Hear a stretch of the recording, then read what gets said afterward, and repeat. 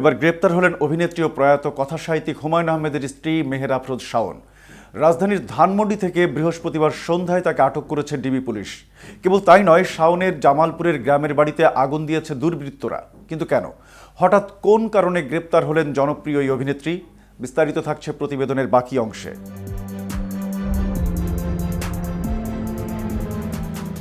ঢাকা মহানগর পুলিশের অতিরিক্ত কমিশনার রেজাউল করিম মল্লিক জানান, রাষ্ট্র নিয়ে ষড়যন্ত্রের অভিযোগে অভিনেত্রী শাওনকে গ্রেপ্তার করা হয়েছে। ডিবি হেফাজতে তাকে রাষ্ট্রীয় ষড়যন্ত্রের ব্যাপারে জিজ্ঞাসাবাদ করা হবে। এদিকে শাওনের জামালপুরের গ্রামের বাড়িতে আগুন দেওয়া হয়েছে।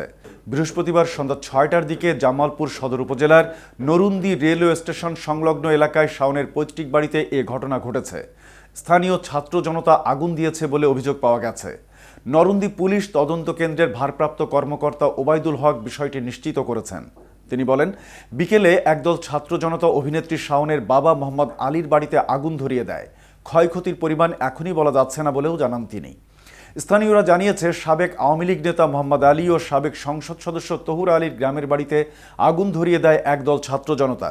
অভিনেত্রী শাওন মোহাম্মদ আলী ও তহুরা আলী দম্পতির 2 সন্তানের মধ্যে বড়।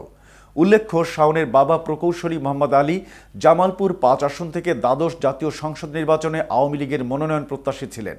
অন্যদিকে তহুরা আলী 1996 থেকে 2000 এবং 2009 থেকে 2024 মেয়াদের সংরক্ষিত নারী আসনের সংসদ সদস্য ছিলেন।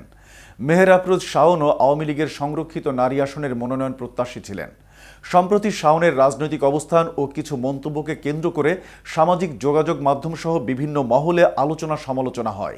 এরই ধারাবাহিকতায় বৃহস্পতিবার বিকেলে জামালপুরে তার পৈতৃক বাড়িতে আগুন দেয় স্থানীয় বিক্ষুব্ধ ছাত্র জনতা। এরপরই শাওনকে গ্রেপ্তারের খবর এলো। এদিকে ঢাকার ধানমন্ডি এলাকা থেকে অভিনেত্রী ও মডেল সোহানা সাবাকে জিজ্ঞাসাবাদের জন্য হেফাজতে নিয়েছে ঢাকা মহানগর গোয়েন্দা পুলিশ।